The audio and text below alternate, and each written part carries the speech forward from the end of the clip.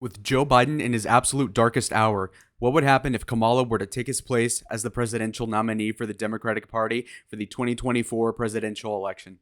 So, day by day, even though Joe Biden is resolute and decisive in the fact that he's going to stay as the nominee, more and more of his own party are betraying him and stabbing him in the back. And he is so demented, he cannot even remember who does it last. And so it's like et tu Brutus, and we can go through the whole list, and there's too many of them, honestly. We have dozens of Congress people. We have 4 or 5 senators at this point: John Tester, Martin Heinrich, Sherrod Brown, and Peter Welch, and with more to come every day. We have Democrats saying, and this is very nebulous, but that within the next week, they're going to have a final conclusion as to who will be the nominee, whether they can bully Joe out of the position or if they pull the 25th Amendment or any litany of different things. But as you can see, Joe's party is collapsing right now.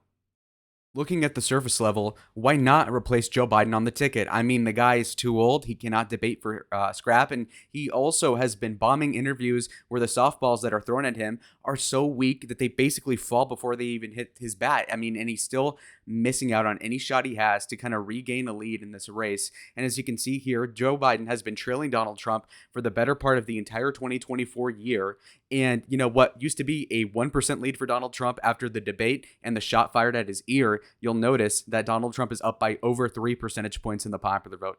Again, that's important because a Republican can lose the popular vote by 3 and still win the Electoral College. So to be winning it at all is actually pretty phenomenal when you look at it mathematically.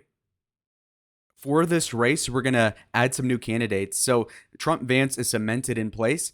Kamala Harris, if she were to become the nominee, she would have to pick a VP to run with her on the ticket. And the bottom for that ticket, ironically enough, and not ironic at all, but kind of appropriately, is Pete Buttigieg, who was the former mayor of South Bend, Indiana. You haven't heard of it? Well, unless you go to Notre Dame, you probably haven't either. But when it comes down to it, Pete Buttigieg right now is the House and Urban Development secretary. So the HUD secretary is his credential in the Biden cabinet. You might say, well, I mean, if he got employed by Joe, then he wouldn't betray him. But the truth is that if the Democrats don't win in November, then Pete is out of a job. And so unless he wants to go back to consulting, which is what he was doing 10 years ago, odds are that he's going to want to stick it with Kamala if given the chance. And an opportunist like him would love nothing more than to be one heartbeat away from the White House and getting the keys to it all. But anyway, the point is that Kamala Harris would pick Pete Buttigieg. Again, she and Democrats like her are all for DEI. They're all for, black guy. You see how they're meeting each other in the middle there. Here's another piece of evidence of why you would want Kamala over Joe. Again, I don't really have a strong opinion either way because I think they're losing regardless. But we'll see. It's kind of like after D-Day, could you swap out Adolf for another more competent war general? It's like you're going to lose either way. Maybe you could delay the inevitable by 6 weeks or something. But the truth is that once you cross Remagen, you lose Warsaw, it's Jover. And so just to use that nerdy analogy, like the video if you actually got it. But Kamala Harris right now is less hated than Joe Biden. So Joe Biden's approval rating, according to YouGov, as of the last week, is -20 on average. Now, when you look at Kamala Harris, she's down -12 on average. Now, obviously, they're both bad candidates by that logic, but Donald Trump's negative approval rating is also not fantastic. So Donald Trump, obviously, despite being a crypto martyr and having all these cases against him and the weaponization of the courts generally pointed towards him, he is still disapproved.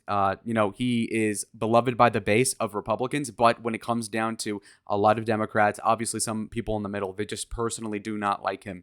And so his disapproval is -12.4. Reminder, Kamala is at a 12. So they're more or less even insofar as they're hated, which is odd. Again, still both better than Biden, but not incredible numbers, by the way.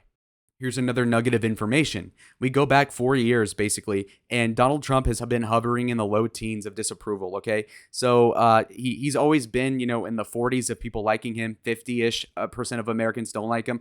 Kamala, though, is a little more volatile. Now let's take a look into the polling. When we analyze it, you'll notice that the most recent poll by CBS has Donald Trump beating Kamala Harris in the popular vote by 3. But to be fair, he's beating Biden by 5. And so Harris narrows the gap by 2 percentage points. Now, obviously, that's a world of a difference because if Trump wins by 5, there's a 0% chance the Democrats win the Electoral College. Whereas if Trump wins by 3, you can give the Democrats like a 2% chance. And it's within the margin of shenanigans, if you know what I mean. The mail-ins, the harvesting, maybe that could help him. But so Harris, according to the poll, would be more competent as a person just to run against Trump. Looking into the Reuters Ipsos polling, though, you'll notice as of a week ago that that Harris versus Trump 1-1 is about even. This is notable for a couple different reasons, okay?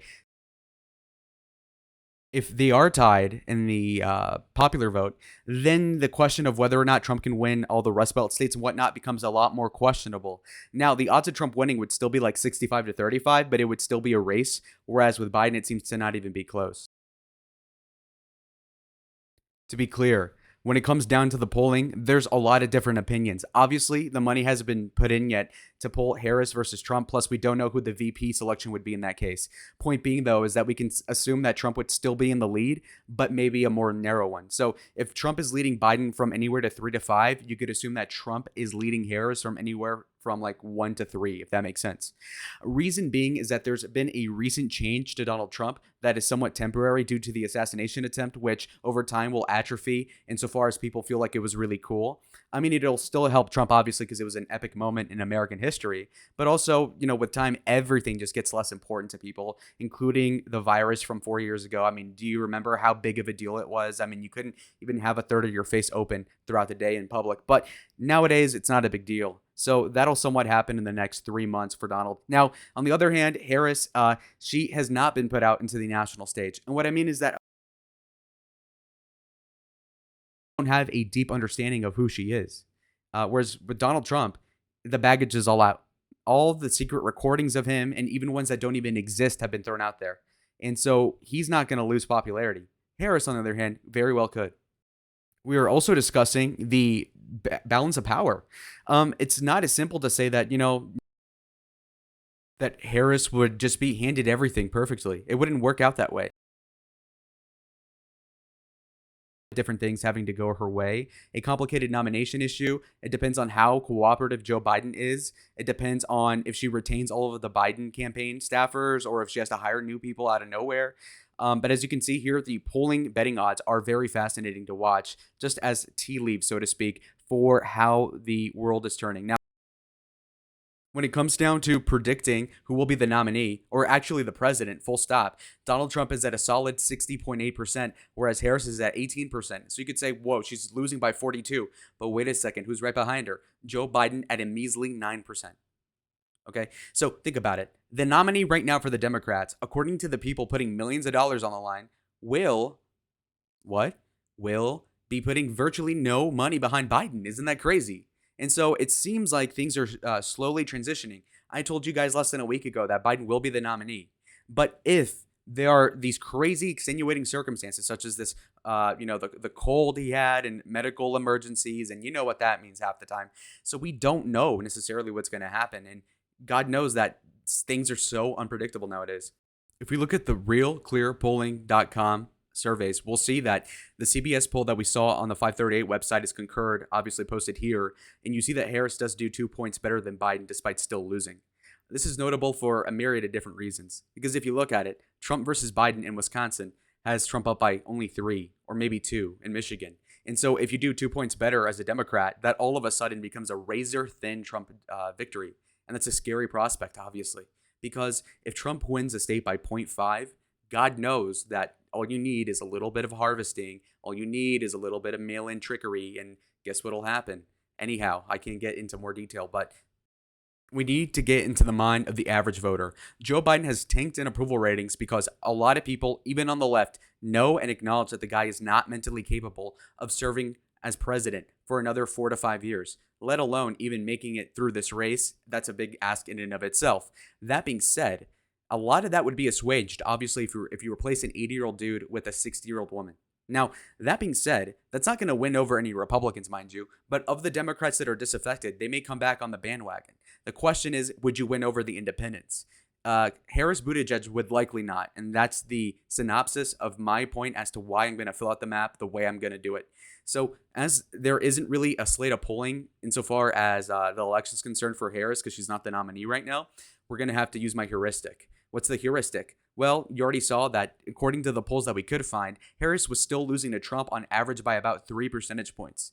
What's interesting about this is that it's still better than Joe. And two, when it comes down to it, folks, it means that the landslide that Trump supporters are saying that's going to happen, it might not happen, because if the Democrats coalesce, it would prevent an utter bloodbath, so to speak, politically. Because we're so polarized that even though the Democrats are running on, let's say, high debt, bad economy, bad immigration, bad foreign policy, a crappy candidate who's unpopular and unlikable, the truth is that still 40-something% of the country would still vote for that. In fact, you need to look no further than 2008 when John McCain won several states, even though obviously Obama was a fantastic candidate at the time and had the mandate of all the circumstances that we had at the time. And so anyhow, let's fill this in.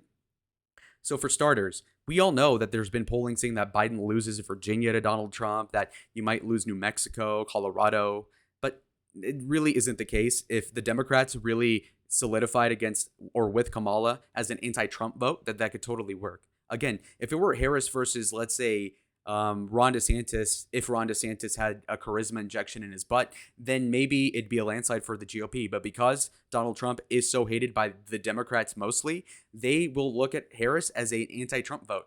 And some of those people will sit out against Biden because Biden is so old that they cannot even vote against Trump because the guy they're electing is incompetent.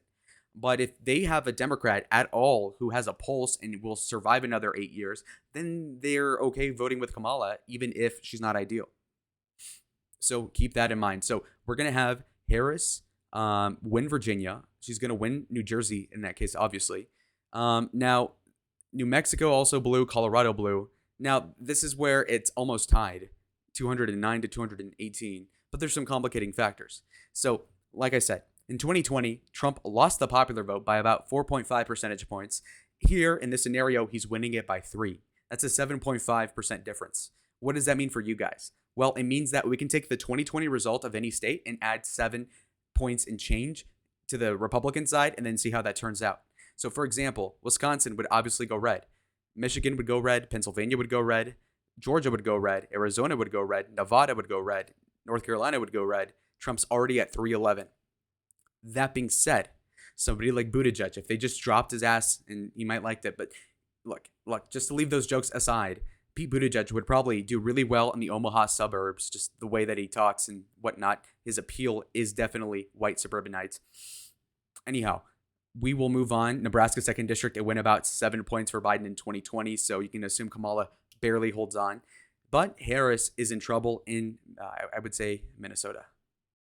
So as you can see here, Joe Biden and Kamala Harris beat Donald Trump and Pence by 230,000 votes. Therein, about 7.1% margin of victory in the state of Minnesota. That is just slightly enough for Trump to flip the state, by the way. First time since I think Nixon even. But moving on to the last few states, New Hampshire is also a very tricky one, as we can we can really show you the results.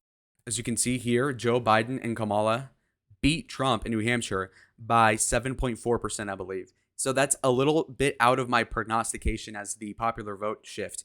And so Kamala would win the state of New Hampshire. Plus, again, Pete Buttigieg really appeals to the New Hampshire types. I've never been there, but that's just my read, and I think I'm dead on about this. Now, Vance and Trump in Maine is a difficult proposition for them to flip it, obviously, as at large it went 9 points for Harris Biden. And so for that reason, I think that Maine would stay blue at large. Not that it would really even make a difference. But, if Pete Buttigieg were the vice president and Kamala Harris got a promotion by some pretty devastating means, you'll see that she would win 216 electoral votes to the Trump-Vance ticket that gets 322. This is basically the 2016 result, but better in every way. It's kind of in line with the Obama 2012 win, kind of like a sandwich between the 2016 Trump and the 2012 Obama-Romney race. Margin-wise, that's super autistic, but you know how I am, chat. So comment down below if you have any other ideas. I think this might be the realistic scenario in a couple months, and I'll look like Nostradamus with a tinge of a tan. But anyhow, I'll see y'all in the next one. Adios.